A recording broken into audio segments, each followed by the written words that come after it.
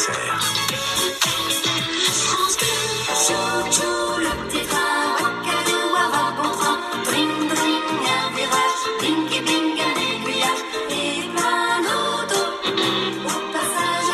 Alors le petit train et pas d'auto au passage à niveau. Je sais pas s'il y a des autos au passage à niveau. Y a-t-il seulement un passage à niveau sur la voie du petit train quand on est à Massangy? Yves Macheboeuf, bonjour. Bonjour. Alors y a-t-il des passages à niveau? Oui, il y en a deux. Il y en a deux. Il y en a deux. Donc Dorothée aurait pu prendre le petit train de Massangy. Oui, tout à fait. Elle l'a peut-être déjà pris, non? Il y a des stars qui sont venues, non? Jamais. J'espère, un jour. Alors, ce petit train de Lyon, déjà, il faut le dire, pour tous ceux qui nous écoutent là et qui vont peut-être repartir au boulot, c'était la pause café. Portes ouvertes sur le site de la gare à Massangy, c'est samedi et c'est de 10h à 17h. Eh oui, une petite porte ouverte pour accueillir ceux qui voudraient venir nous aider, puis leur montrer un peu ce qu'on fait toute l'année, et puis plus spécialement le jour où on accueille le public. Donc on va, pendant toute cette journée, permettre à ceux qui auraient envie de venir nous rejoindre, de découvrir ce que les bénévoles de l'association font à chaque ouverture et lors des journées d'entretien. C'est donc, à l'occasion de ces portes ouvertes, une manière de voir l'association autrement que simplement en étant touriste qui vient comme ça consommer ce site touristique. Exactement, c'est ce qu'on appelle voir l'association de l'intérieur, avec, comme toute association, une vie, je dirais, de bénévoles, qui naturellement sont très sérieux dans leur activité, mais aussi ont des moments de convivialité, puisque pour ceux qui voudraient nous rejoindre pour partager le repas du midi, comme dans la vie associative, ils peuvent le faire, il faut juste nous prévenir la veille, et on sera heureux de les accueillir à venir manger un petit morceau avec nous. Combien de bénévoles dans cette association en ce moment? Alors on a à peu près 50 adhérents et on va dire une quinzaine d'actifs au grand maximum, et quand je dis 10-15, il y a surtout un noyau de 5-6 qui, bien sûr, est très actif, mais qui nécessite d'être renforcé. C'est pour ça qu'on fait cette porte ouverte, pour essayer d'attirer d'autres personnes, puisque une association comme la nôtre ne peut fonctionner qu'avec du bénévolat. Oui, c'est pour ça qu'on fait cette émission aussi, parce que pour être allé aussi sur le site, je confirme que on imagine aisément la vie associative avec notamment ce bâtiment central sur la gare, où c'est un petit peu, si on faisait le parallèle avec les clubs de sport, c'est le clubhouse, en fait. Exactement, vous savez que cette gare, elle nous sert naturellement pour accueillir le public pendant les jours d'ouvrage, mais elle nous sert pendant la période hivernale de lieu où on se retrouve, où on partage des moments à midi lorsqu'on a travaillé toute la journée, et puis bien sûr on fait quelques petits repas festifs. La vie associative, c'est ça aussi, c'est des moments de partage. Et quand vous revenez d'avoir débroussaillé un bord de voie ou quoi que ce soit, j'imagine, aussi. On est bien content de se retrouver au chaud parce que, heureusement, elle a le chauffage. Alors, qu'est-ce qu'un bénévole fait dans cette association du Petit Train de Lyon? On va voir ça avec vous dans le détail d'ici 2-3 minutes. Juste après LP Lost on You sur France Bleu-Serre, nous sommes dans sa vol des tours jusqu'à 17h à Massangy avec l'association Le Train Petite Vitesse de Massangy et son président Yves Macheboeuf. Je vous rappelle les portes ouvertes, c'est ce samedi entre 10h et 17h. Jusqu'à 18h, ça vaut le détour sur France Bleu-Serre. Et dans sa vol détour jusqu'à 17h, nous évoquons l'activité du Petit Train de Lyon à Massangy. Et pour en parler, le président Yves Macheboeuf est ici dans le studio avec nous. Alors, on le disait, vous êtes à la recherche de bénévoles, toujours. Ça, c'est comme toutes les associations. Il faut que ça se renouvelle. Qu'est-ce qu'ils font les bénévoles dans l'association? Il y a plein de choses différentes à faire. Ah, c'est la chance qu'on a dans notre association, c'est que c'est très, très varié. Ça part, je dirais, de la personne qui va accueillir le public, qui va, ce qu'on appelle le chef de gare, un peu, qui va... Avec la casquette et tout? Alors, elles ont le t-shirt. C'est souvent des dames.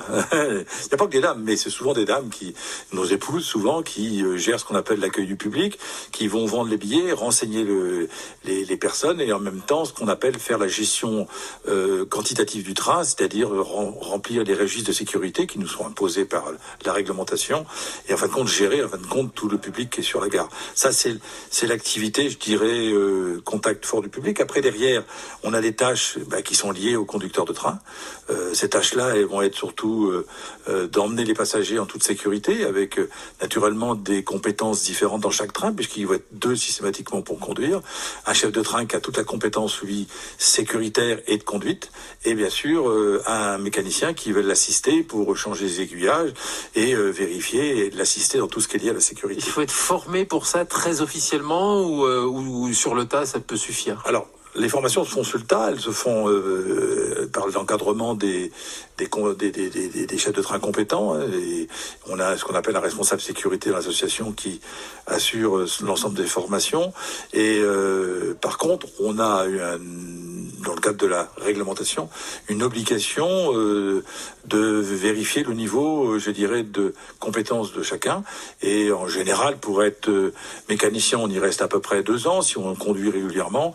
Et souvent, après, il y a un petit exercice qui est très simple, qui permettre aux gens de passer chef de train. Et là, ils ont la responsabilité de conduite. Et un troisième niveau, c'est chef de ligne, c'est celui qui a la responsabilité de l'ensemble de la ligne de chemin de fer et qui fait surtout la gestion des trafics, parce que des fois on tourne à 2 trains et bien sûr il ne faut pas mettre les 2 trains en même temps sur la ligne, ça paraît évident. Pour ceux qui sont inquiets, il faut quand même, alors, je fais juste une parenthèse, une digression, mais ils vont à quelle vitesse les trains? Oh là, au moins 15 à l'heure.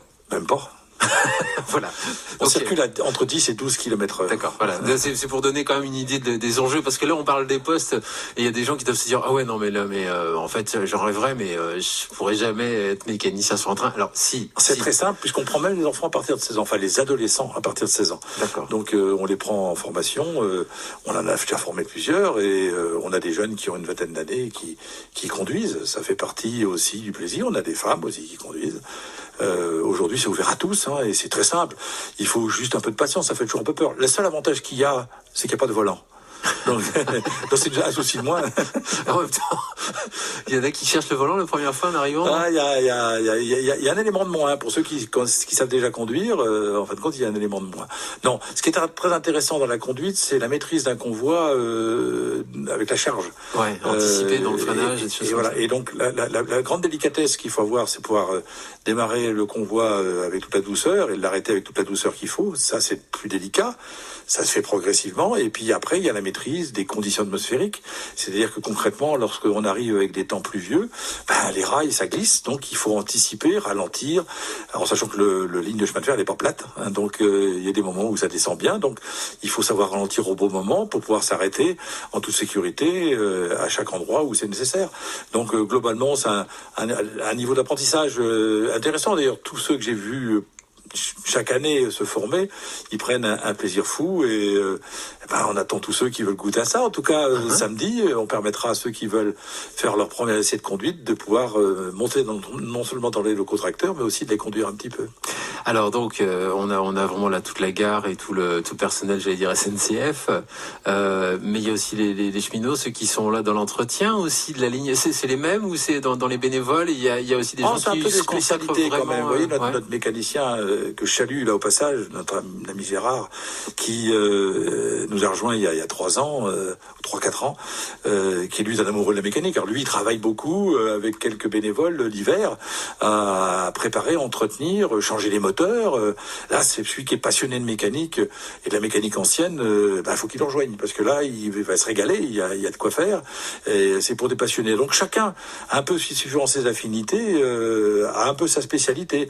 Gérard, non seulement il fait la mécanique, mais de temps en temps, il accompagne, si ça manque de personnel en conduite, il accompagne les trains. Après, derrière, on a d'autres compétences. Tout le long de l'année, on se retrouve tous les 15 jours pour travailler. Et c'est évident qu'il n'y a pas que les trains à conduire. Il faut, puisqu'on a magnifique couvert végétal, mais qui est en pente. Et vous imaginez qu'avec les intempéries, par exemple, qu'on a en ce moment, des arbres couchés sur la ligne, ça arrive, donc il faut entretenir, couper les arbres. Pareil, il faut faire du préventif. Il faut faire du préventif sur les rails aussi. C'est-à-dire qu'il faut faire ce qu'on appelle de la soudure préventive pour que les rails soient toujours consolidés, et ce qui nous permet d'avoir toujours un réseau sécurisé. Bon, une dernière question avant d'écouter Antonelli et Gamin. C'est juste pour la blague. Il y a aussi un truc qui se pratique beaucoup à la SNCF, c'est la grève. Il y a aussi un stage grève ou pas dans l'association? C'est étonnant, c'est que souvent quand on arrive au bout de la ligne, pour faire rigoler un peu les passagers, je leur dis, vous savez, il y a un problème parce qu'on détache le contracteur pour reprendre le train dans l'autre sens. Ouais. Et dit là, j'ai un problème, ils sont en grève, quoi. Et naturellement, ça fait rire tout le monde. Et je dis, mais en plus, si vous voulez pas repartir, il va falloir doubler la mise financièrement, quoi. Ça fait partie des clins d'œil. Bon, en tout cas, carte vermeille ou non, on est bienvenue dans cette association. Le Petit Train de Lyon, c'est à Massangy. Yves Machebeuf, mon invité, président de cette association, nous explique ce qu'on peut faire quand on est bénévole dans l'association. Et puis aussi, moi je vous rappelle qu'il y a ses portes ouvertes, donc samedi sur place, sur le site, à la gare, samedi de 10h à 17h, des portes ouvertes vraiment à l'intention de tous ceux qui se disent, bah tiens, moi aussi j'aimerais bien être bénévole, qu'est-ce qu'on peut faire, comment ça se passe dans cette gare? Allez-y faire un saut. Ça vaut le détour. 16h-18h sur France Bleu Auxerre. Yves Machebeuf, vous reconnaissez, c'est le vôtre de train là qu'on entend sonner au loin, non? C'était celui de 1887. Il avait la même façon de corner lorsqu'il passait à l'arrivée d'un passage à niveau ou dans un village. C'était un train à vapeur alors? C'était un magnifique train à vapeur, 35 tonnes, vous imaginez. Et non, j'imagine pas en fait, j'essaye. 35 tonnes, et puis il allait à la vitesse en 1887 de 14-15 km/h, pour finir avec un autorail en 1951. Vous savez, les trains rouges et jaunes, là. Comme celui qu'on voit encore à Toussy, voilà, le train même de Toussy, c'était des autorails comme ça, et il y avait des Picasso, c'était le nom de ces trains-là. Et à cette époque-là, ces trains, lorsqu'ils faisaient la ligne, arrivaient à faire des pointes à 90 km/h. Wow. Donc vous voyez les progrès qu'on a pu faire en 60 ans, entre 1887 et 1951, et c'est vrai que, plus de 60 ans, et c'est vrai que cette vallée, elle a été rythmée au rythme, je dirais, de cette fameuse corne que vous avez de ce dit. sifflet qu'on a entendu, ou des autres ensuite. Quoi. Voilà, ça sifflait, ça cornait, c'était un vrai bonheur d'ailleurs. Ces trains ont bercé cette vallée-là, et beaucoup, les anciens, et il y en a de moins en moins, mais se rappellent de ces moments étonnants. Alors, le Petit Train de Lyon est à la recherche de bénévoles en ce moment, comme souvent les associations, toujours. Les nouveaux sont les bienvenus, et ça permet justement, avec du 109, d'avoir aussi des fois des idées nouvelles ou quoi. Il y a des postes à pourvoir, on va dire ça comme ça, même si c'est bien de bénévolat dont on parle. On en a parlé déjà tout à l'heure, on a parlé du mécanicien, on a parlé du chef de train, on a parlé de... mais il nous en manquait, il nous manque le guide touristique, déjà. Eh oui, oui, parce que vous avez bien compris que lorsque les passagers prennent ce train, ils viennent aussi chercher un peu d'histoire. Et notre rôle, c'est aussi de leur raconter ce qu'était ce train en 1887, ce qu'il a apporté, les malheurs, les heures et malheurs, comme on dit, d'un livre qui parle de ces trains, qui pouvait y avoir sur cette ligne de chemin de fer. Donc, à l'extrémité de la ligne, pendant 20 minutes, on a toute une explication, on compte l'histoire. Donc, on appelle ça ce qu'est un guide touristique, mais parce que le guide touristique, il maîtrise bien ces histoires, et il va, en fin de compte, raconter aux passagers comment qu'on vivait à l'époque, et ce que les gens pouvaient rencontrer. Donc, ceux qui ont des dons de conteurs, ceux qui ont des dons de parleurs, sont les bienvenus à l'association, parce que ça fait partie aussi de notre activité de bénévole. Et puis, il y a une autre activité aussi, c'est là, très récent, parce que vous évoquiez la fin du 19e, là on est plutôt dans le 21e à plein pot, c'est le numérique, parce que c'est important ça aussi pour une asso. Moi j'ai toutes les tâches administratives, mais dans les tâches administratives, au-delà de la comptabilité, de la gestion, etc., le secrétariat qu'il faut faire, parce que il faut écrire, il faut répondre, il faut faire des courriers, mais il y a quelque chose de tout nouveau maintenant, c'est la gestion des réseaux sociaux. On s'est beaucoup engagé sur les réseaux sociaux, Facebook, Instagram, de Twitter, et il faut mettre à jour régulièrement. Donc pour celui qui aime bien tout ce qui est lié au graphisme, là il y a une vraie passion, donc on cherche aussi des personnes qui soient capables d'animer ces réseaux, de mettre à jour le site internet qui est un incontournable aujourd'hui, c'est un point d'entrée incontournable, et c'est vrai que c'est du travail qui est fait par les bénévoles et qui peut intéresser des gens qui voudraient nous rejoindre. Alors pour les jeunes, pour celles et ceux qui n'ont pas l'habitude encore peut-être du bénévolat, justement les jeunes, des plus jeunes qui n'auraient pas encore eu cette expérience de bénévolat dans des associations, ça engage à quoi? Ça engage sur une longue durée? Ça engage pour 1 an, pour 2 ans, pour 1 mois, pour 1 semaine, pour 1 heure? Comment ça se passe? Alors la vie associative, il faut toujours partir du principe que les gens donnent ce qu'ils peuvent. C'est-à-dire qu'il n'y a pas de honte à ne pas pouvoir donner plus. Et voilà, moi j'ai des conducteurs de train qui viennent que lorsqu'il y a une nécessité, que les autres sont absents, donc ils viennent 2-3 fois par an. Donc, mais ils ont la compétence, ils sont formés, et je sais que si je les appelle en disant voilà, il nous manque quelqu'un, ils viendront. Si vous êtes plus régulier, vous pouvez venir une fois ou 2 fois par mois. Si vous êtes vraiment après un peu passionné, eh ben là vous venez plus régulièrement. J'ai des bénévoles qui sont là tous les dimanches, qui sont là les jours de toute l'année lorsqu'on bricole. On a vraiment, je dirais, on donne à la carte ce qu'on peut donner et on ne va pas vous dire tu viens que. C'est pas assez, il faudrait faire plus. Voilà, non. Dans les bénévoles, il y a tous les niveaux. On donne le temps qu'on peut et surtout. Le bénévolat n'a de sens que si ce n'est pas une contrainte. Parce que si ça devient une contrainte, ça n'a plus d'intérêt et à ce moment-là, vous perdez tout le fil conducteur de l'intérêt de la vie associative. Il faut que ça soit un plaisir. Si ce sont des personnes qui sont là dans des résidences secondaires dans le secteur, parce que pendant les 2 mois de l'été ils sont là et puis qu'après ils vont repartir, ils sont bienvenus aussi finalement. Mais bien sûr, vous savez que dans l'association, nous avons des amis belges, puisqu'on est jumelé avec une association belge. Et ces amis belges viennent nous donner un coup de main pendant l'été. Et vous l'hiver, vous allez là-haut. Alors nous, il va plutôt en septembre. D'accord. On va continuer cette conversation Yves Macheboeuf dans quelques minutes sur l'antenne de France Bleu Auxerre. Je vous rappelle qu'on évoque ce petit train de Lyon qui est donc toujours en recrutement bénévole. Et il y a une journée porte ouverte spécialement dédiée à toutes ces personnes qui voudraient donner du temps pour ce petit train. C'est sur le site de la gare à Massangy. Et ce sera ce samedi entre 10h et 17h. Laissez-vous guider. Ça vaut le détour sur France Bleu Auxerre. Le petit train de Lyon à Massangy. Alors, je n'ai même pas dit où c'était, mais c'est sur la carte. Oui, c'est facile, c'est à 9 km au sud de Noyères et à 20 au nord d'Avallon. C'est donc, on l'aura compris, un site qui est en pleine campagne. Si on se promène comme ça tout au long des bois, dans des... Comment on va dire, des futaies. Ça longe les trains de se longer les rivières, donc ça longe le Serein, la rivière qui passe. Et le train est tout en couleur. On a 2 trains magnifiques, parce qu'on les a repeints il y a 7-8 ans.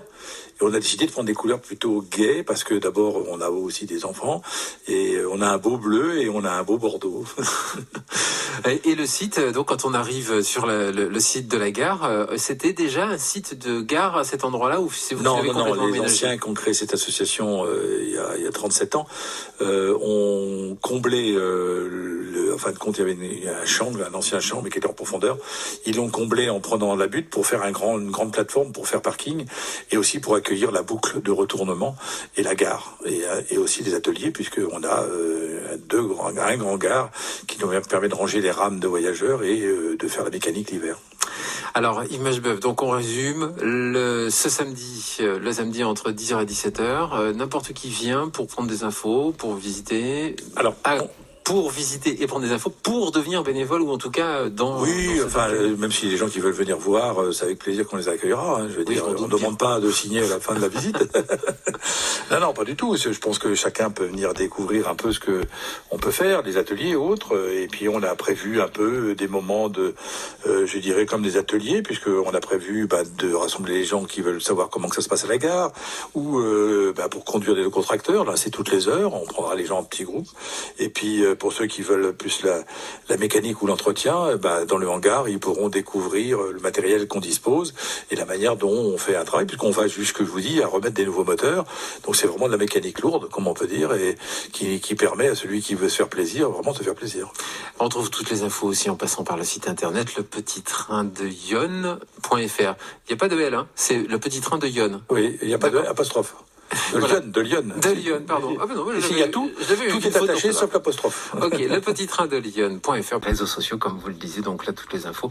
Et aussi un moyen de réserver, puisque c'est quand même toujours plus prudent de réserver en cette période de Covid.